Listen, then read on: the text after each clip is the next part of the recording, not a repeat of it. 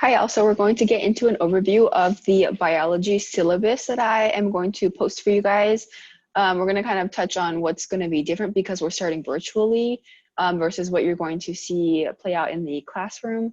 I'm going to try to make this as quick as possible just because it's a little bit boring, but it is important. Okay, so I'm going to screen share so I can show you the actual syllabus that we are going to be having for this year. This is for the 2020-2021 year. Again, I'm going to be in room 118, so you'll be in there with me for class. So classroom tutoring right now, it says 3:45 to 5 p.m., which is just after school normally. You can also come in during lunch once we're in person, but while we are virtual, the office hours are going to be 9 to 10 a.m. on Monday, Wednesdays, and Fridays, and then they're going to be 12 to 1 p.m. on Tuesdays and Thursdays. And the reason I made them different on opposite days isn't because they match the AB schedule, but because some people can't make mornings or some people can't make afternoons. So I'm just kind of changing it up so that you attend office hours when you can and when you need help. It's not something that's mandatory every single day, right? If you watch the virtual best practices video already, then you know that you don't have to attend office hours, but it is the easiest way to get direct and quick help on something, and it does count towards your attendance. Okay, so the course description is that biology is the science that studies living things, right? Bio, living. As a student, you will be exposed to new scientific language and concepts, technology and research. You will learn to act and think just like a scientist by participating in laboratory investigations and researching your own questions. Students in biology study a variety of topics that include structures and function of cells and viruses, growth and development of organisms, cells, tissues, and organs, nucleic acids and genetics, geological evolution, taxonomy, metabolism and energy transfers in living organisms, living systems, homeostasis, ecosystems, and plants and the environment. Okay, so I have 4 classroom rules. They're pretty self-explanatory. They'll also be playing out virtually, right? So the first one is to be responsible. You gotta be responsible for yourself, for your work, for your attitude. It's up to you to raise yourself up. Obviously, friends and family help a lot with that, or can help a lot with that, just as much as it's my job too, right? So if you're ever having a hard time or something, just let me know. We can talk it out. We can email, remind message. You can call if you need to. We can have a Google Meets if you need to. Just make sure that you're on top of yourself as you are on top of your work. Okay, be respectful, right? Nobody likes to be treated badly. So don't treat others the way that you wouldn't want to be treated as well, right? Be respectful so that other people respect you as well. Because the worst thing is when you see somebody being rude and you're just like, now why would I respect them, right? Because that's bad character. So you don't want to be that person that somebody else, maybe you didn't even interact with, is being like, this person is not that chill, right? Third one is be ready. So you want to be ready to learn, to be pushed, to ask questions and to answer them, right? It's kind of awkward asking questions when you're on like a Google Meet or a Zoom, right? Because you have to like somehow get the person's attention or put it in the chat and hope they answer. So it's always a little awkward at first. Everything's a little awkward, right? Even me sitting here recording these videos is awkward, but I'm ready to embrace the opportunities of virtual learning. And so you should be too, right? And the fourth one is to be real, right? Be yourself, be honest, be clear. Communication is key. If you are struggling with something, let me know. If it's something with family, if it's something with a home situation, if it's something that you're not comfortable sharing in front of a lot of people, you can message me privately through email or remind, right? Just let me know. We can work something out. If it's affecting your ability to finish work, or if it's affecting your attendance, which is super, super important, or it's affecting something else that maybe isn't even related to class, just let me know and we can talk it out, okay? So for behavior, obviously this one's more of a in-person thing, right? Virtually, you guys have all been really good.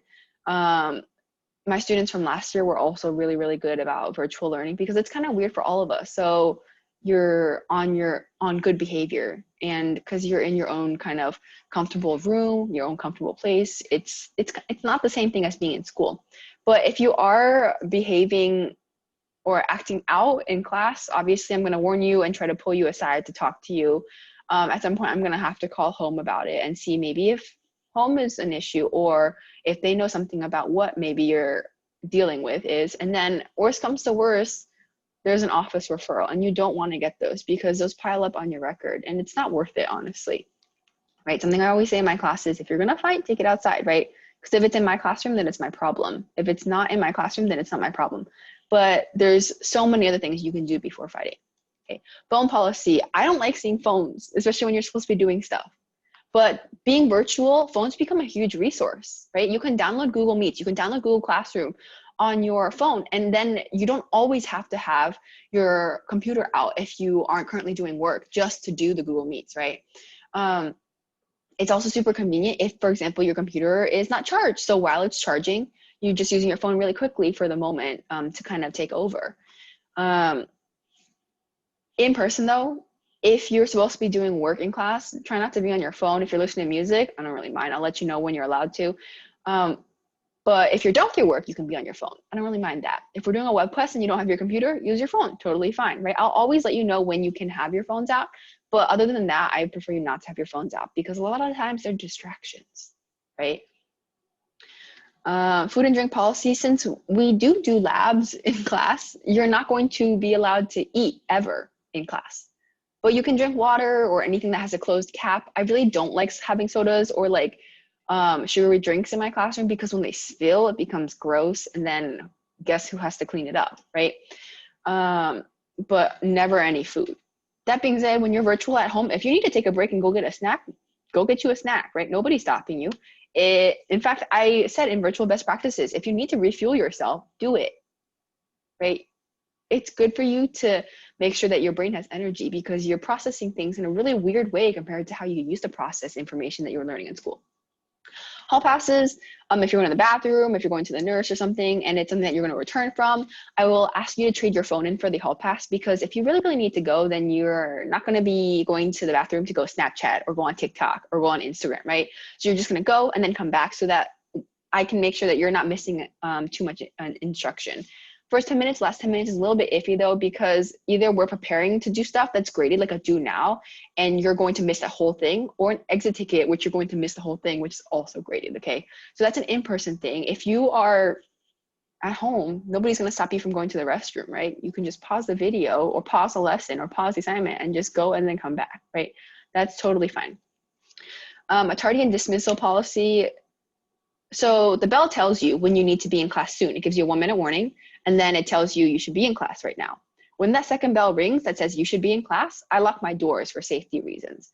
So if you're not there, then you're tardy. And if you have a pass, knock on the door, I will come let you in, right? That's obviously not a problem, again, in virtual learning.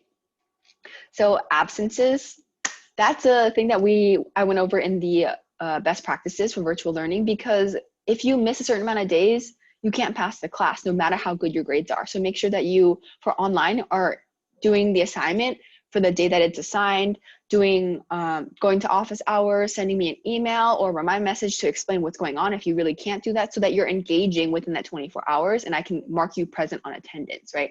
In person, if you're not there, you're not there, right? But you can make up work. If it's an excused absence, I will extend deadlines for you so you can turn in your work.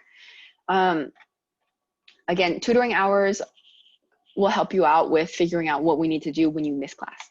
The grading scale I went over, as long as you are above a 69%, then you are passing. So that's all that's really, really important. Okay.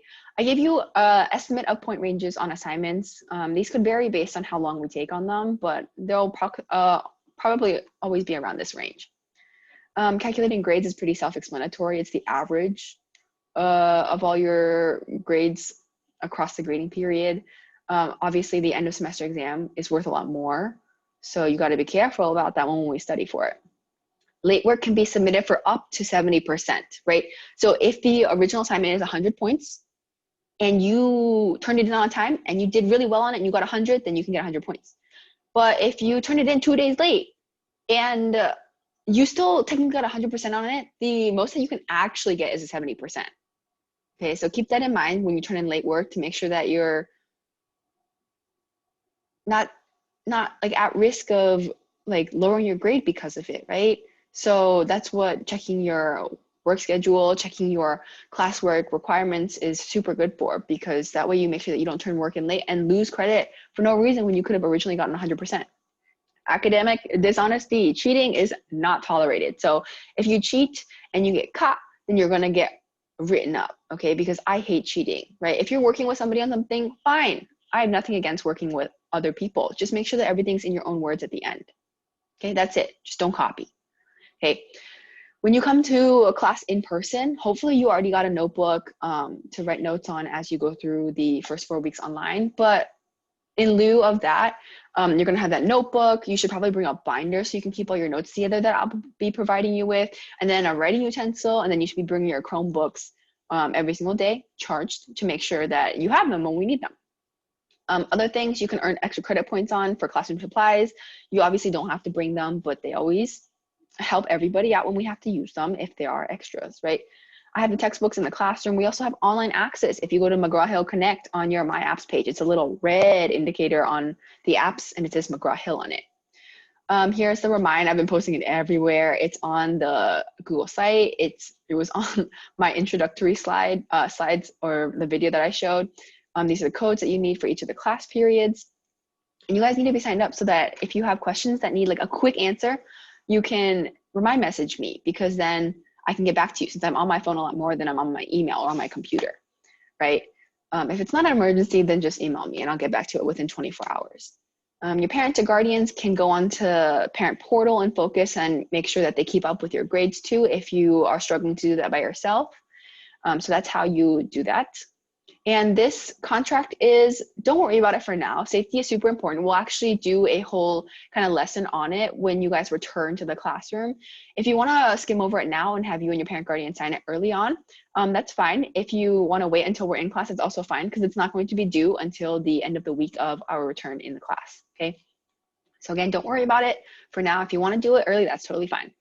That's all I have for the overview of our syllabus. If you have questions, you can feel free to email me about them or remind message me. You can also always drop into office hours and ask them really quickly. Nobody's forcing you to stay the whole time, but it is good to see your faces before the school year starts in person, because that's kind of what I'm missing out on the experience of. All right,